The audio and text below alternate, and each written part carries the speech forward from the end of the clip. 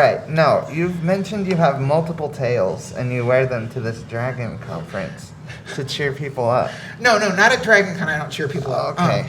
No, that's just in the regular world that I wear the tail. When do you wear the tail? Just when you feel like it?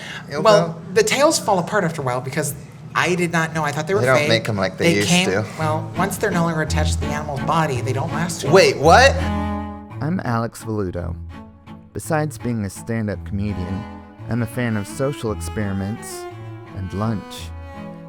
Every few weeks, I post an ad on Craigslist offering a free lunch to whatever random stranger shows up. What could go wrong? Sharing a meal with a stranger can either be a really fun hang or a truly weird experience. It's probably the best explanation of me as a person. I wear dead animals on my butt. People say there's no such thing as a free lunch. Well, I say pull up a chair and find out. Come hungry, I'm buying. Welcome to Free Lunch.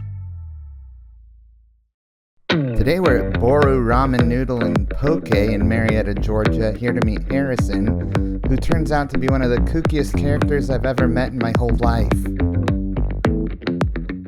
Who do you think is more scared of who right now? You of me or me of you? What's your... I guess it would be you of me if either of us was afraid. I think mostly the guy in the back is the one who's afraid. But, yeah. Yeah, I don't find people especially scary. It seems cool. Oh, thank you. So I assume you were looking for like acting gigs in the Craigslist section that I posted the ad, right? I was supposed to be in a production as a football player, which really confuses me because I'm old and I don't look like a football player. Mm-hmm. But they were going to have me tackle guys on a football field. Again, I'm hoping it wasn't porn. But mostly it's just small things. It's little gigs that pay. I've been paid to have my brain studied. I've been paid to use an iPhone because I've never used one before. Paid to drown a guy off Tybee Island. Like, What? Pretend to drown. Pretend drown a guy? So you... Let's get to the studying your brain at some point. That's a little bit more reasonable. But, no, you were paid to drown a person. No, a student hired us from Atlanta to work in Savannah. I still don't understand that. And part of it was on the morning of shooting. Sorry, I keep smacking this. That's bad okay. little microphone. On the morning of shooting, they wanted us to go out to Tybee Island and for me to like hold him under the water and then like throw him up on the beach and then beat on him for a while and then kill myself. Now, it's the kill myself part that I had an issue with. The gun was fake. They made sure of it. I've been on sets with live ammo. I don't really like that. But yeah, that was probably the weirdest of like the indie stuff was we were out in Tybee Island. I was in a tuxedo. Was that the only part of the script they gave you, or did you get some context for what was going on? They said it was about a grandfather, a man, his son, and his grandson. And they said, you're the old grandfather, and you're kind of mean. And so I said, okay. And then when we got there, she said, you're going to wear this mask the whole time. And so it's like a white face plate with tiny little eye slits, tiny little mouth hole. Like, that doesn't fit with grandpa. And she said, it's a music video. It's a really fun music video. Okay. There's no music playing. I drug him around. I stared at him, did all the weird, creepy stuff she wanted. And then the next day of filming, they had a little boy, about 10 years old, ride around on a tricycle. Like, I have no clue what they were doing. It was a student project. She hasn't been kicked out of the school. I have checked, so I'm guessing they liked it. I have no idea. But as far as... You haven't seen the finished product? I don't even know if there is a finished product, but I never really look for the stuff I've done. I just want to do it and I want to get paid.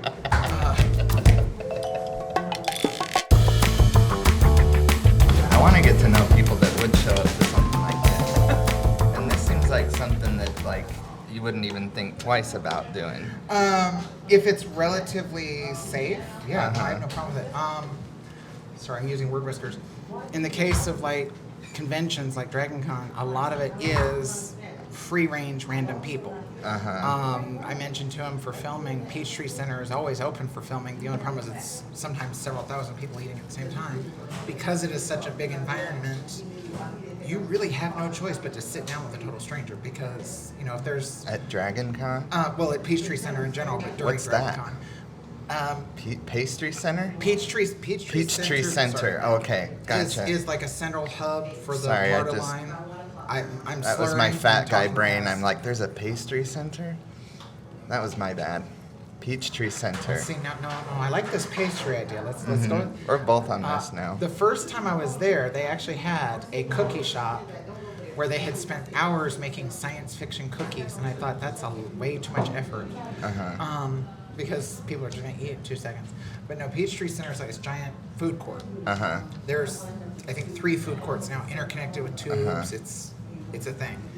During Labor Day weekend in Atlanta, I think currently we have 7 events that happen the same weekend. So there's Black Gay Pride.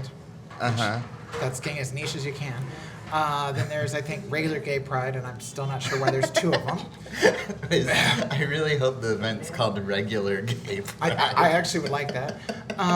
There's Dragon Con. There's sometimes 2 different football games. Okay. There's all these events swirling at the same time. None of them really like each other. There's usually at least one Bible convention going on. And so everyone kind of descends on this one place to eat. So again, you sit with total strangers a lot, What because if there's only crazy. one chair, you're going to sit there. So there's Bible people. I need to get the cast of characters straight. There's Bible people, black gays, regular gays, as you call them. Some might call them white. Well, no, not Or necessarily. other- Just not niche. Like not specific. Well, I guess, yeah. To the one I guess subset you're of a calling, subset. if you call them regular gays, that means Okay, anyone but the non-specialized. Okay, again, someone can be in psychology and be a regular psychologist. Someone can be a psychologist who deals with forensic psychologists. They're specialized. But yeah, regular gay is probably the wrong term. so you're only gay for black people, or you're only gay for other black gay people? I think Black Gay Pride is specifically African Americans who are gay feeling prideful. Okay. So I think that's a little subset of a cool. subset. So at what point did you have your brain study? That was on Craigslist? I was Craigslist. Really? The universities post on Craigslist a lot. Okay. Or at least that's what that it was seems Georgia like. Tech. It was specifically neurodiversity in relation to emotion. There's a common theme, especially with autism, but with neurodiversity in general, that the person isn't empathetic. A lot of that does break down to a cultural issue, a language issue, because I'm trying to think of a really good example. Okay, the way they did the stimuli is they had me sit. What's really bad is I slept through part of the experiment. I told her, I nodded off, and she said, your brainwaves look the same, which is not a good thing. But they wired me up with the equipment. They showed me little video clips, little pictures, and then they wanted me to tell them if I thought it was a sad thing, a happy thing, something like that. And so I had to ask them for one of them, and I said, is this supposed to be happy or sad? And they said, well, why do you not know? And I said, it's of a child getting an injection. And they're like, okay, but what does that seem like to you? And I said, well, the child's crying, but the parent is smiling because the child's getting a vaccine.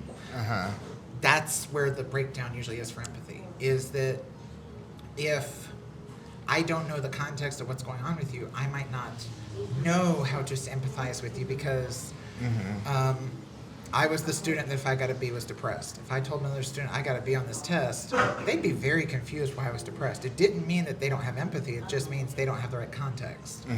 And so in the case of the Georgia Tech study, they were hoping to show that the common theme is wrong, that people with neurodiverse issues aren't less empathetic.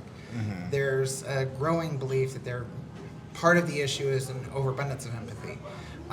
You get extra tired because you spend so much time empathizing for the other person, basically. That can lead to a shutdown, which again can make you seem like you care less. Or, again, if you're not speaking the same language, I might be sitting here smiling, thinking you're telling me the happiest story in the world, and you're telling me your dog died, you're really depressed. If I don't get the connection, years ago, Star Trek. So you're kind of gave a good describing example. how I'm feeling right now. There you go. Yeah. Years ago, And you're Star Trek saying- gave an example of Romeo and Juliet. If I said Romeo and Juliet to you, you would probably have the same context of lovers, both of them die, William Shakespeare, something like that.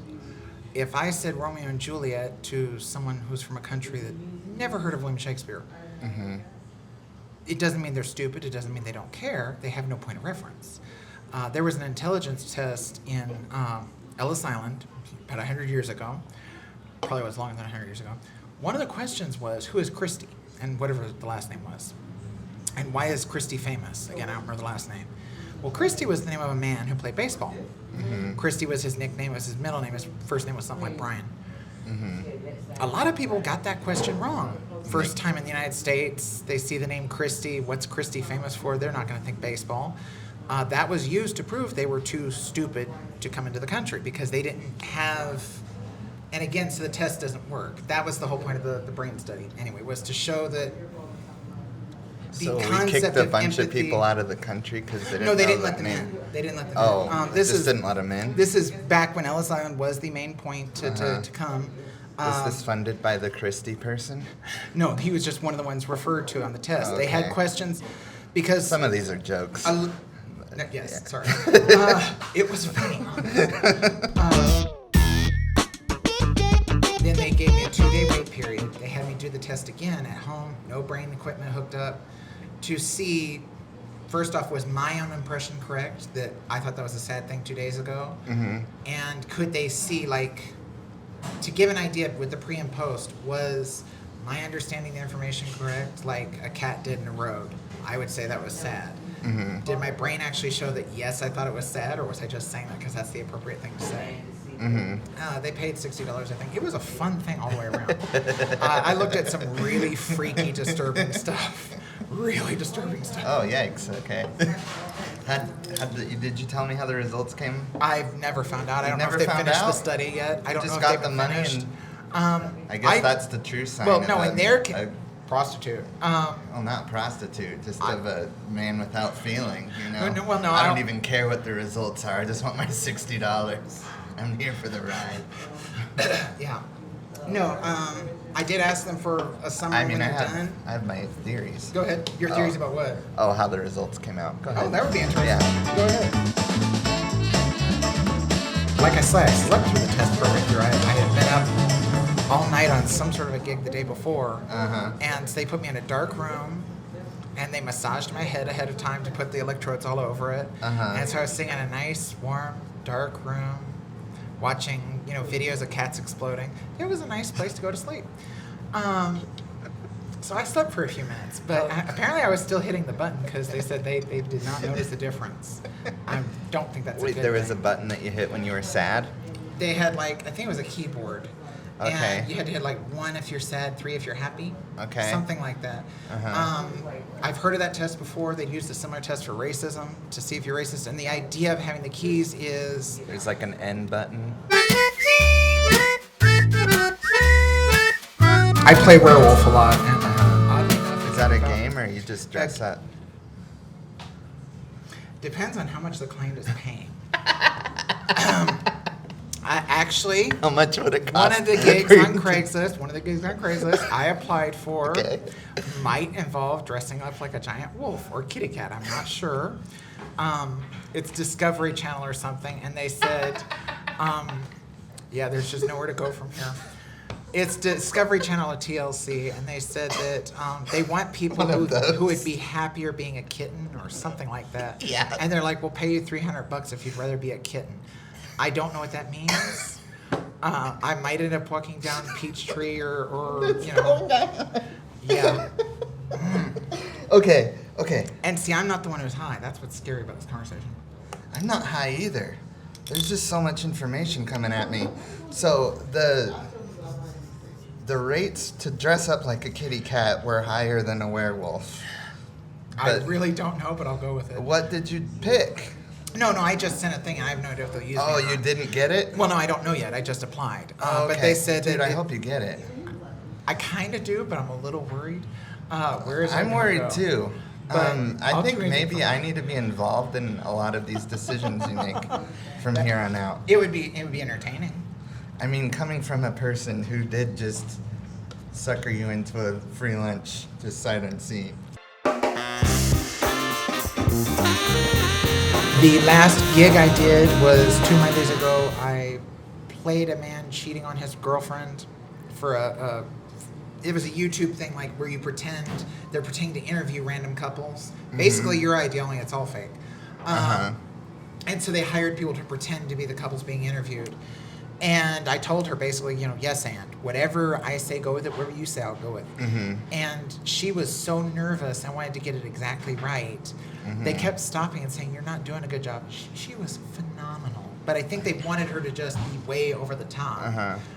By the end, I'm just wondering if you notice that I don't breathe. I just no. talk. Well, no, that you say yes and too much to things in your life. Not See, enough, or I'd have more money. No, you say yes to everything. No, I've had. Let's see. Now I'm trying to think of some ones I had to turn down. Okay, I had one in North Carolina. Let's see where your standards And, are. I have some. Okay, my standards are my family can't know. Hi, Ma.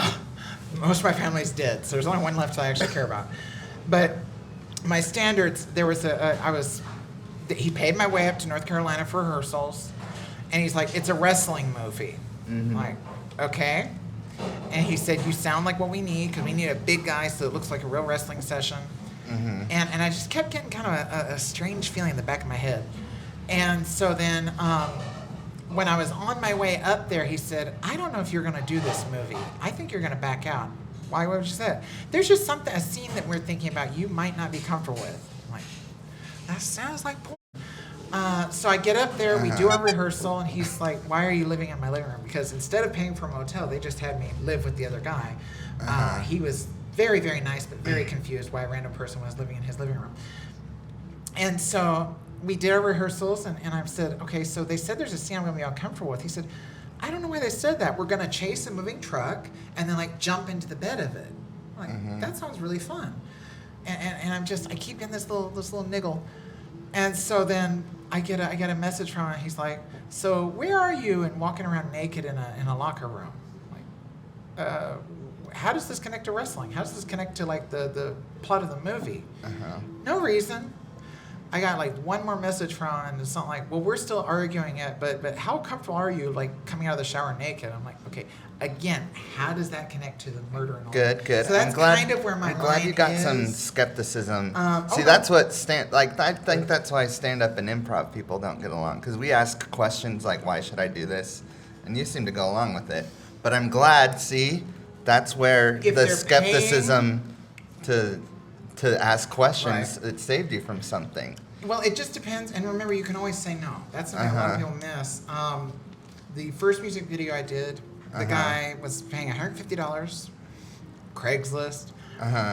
Most of the scams I've found are on Facebook. Oddly enough, Craigslist has been almost nothing but real jobs, I say. He said, $150, come help with a music video. I'm thinking I'll be sweeping a back room or something, flipping hot dogs or whatever. And so I said, "I'll do it." And he's like, "Okay." And so he says, "Well, here's the music that I like to sing, and here's the song I like to sing." And I'm thinking, why do I give a crap about his song? Bickle, whatever his name is, something like that. It's a singing name. Shout out. Yeah, I figured, why not? Big Blues or Bad Blues, I don't even remember the name. Great little song. But he's saying, here's the song that I'm singing. And I'm thinking, again, why do I care? I'm vacuuming or something. He said, "So here's where you're going to start singing and dancing." I'm like, we have a confusion here. I went ahead and agreed. 5 of us showed up. He hired 6 of us, but one backed out because showing up on Buford Highway, which is 6-lane highway, 1 a.m. to dance seemed like a bad idea to one of the guys, oddly enough. So only 5 of us showed up. One of them had her chaperone. See, I'm new. I had no idea most people bring chaperones to them if it's a gig at 1 a.m. on a freeway. Smart. I didn't. So one of the ones who brought a chaperone, her chaperone got to dance too, so she also got 150. And he's like, just dance on Buford Highway. And so I'm talking to the other people who are singing and dancing in, and they're like, "Did this seem real to you?" And well, why wouldn't it seem real? It's 1 a.m. on... Wait a second, that does sound sketchy. So, I have lines, but I really like money. Yeah. Well, if anything, I think this connect is just kind of a, what is the word I'm looking for? Intervention.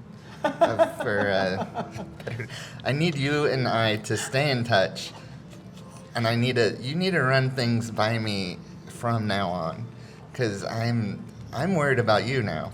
Isn't it I've nice got when people worry about each other? Yeah, I've got the empathy thing too.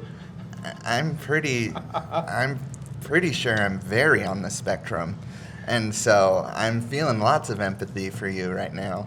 And you need to run things. You need to run things by me. I actually had a professor. Because I feel like I can feel more empathy for you than you can for yourself, to be honest. And we need to. I'm worried about your safety. Really well put, actually. Yeah. Because the whole idea. Maybe we can look out for each other. And I just not take any of your advice. I was playing a social worker, and they never used me. They didn't want me. So I spent 2 days just sitting in a chair, eating free food, and getting paid for it. It was a great gig. But there was this little girl next to me. The little girl's just consistently asking me questions, and I'm getting a little her mom's playing with her phone like the whole time, trying to tune the kid out. All the other adults have moved away from us, laughing and pointing at me because the little girl's lashed onto me. And so towards the end, I'm texting somebody, I'm going to lose my mind because I need quiet when I'm on a set before I'm going to do something. And she's asking questions, telling stories, whatever. She finally looks at me and she says, "Are you a daddy?"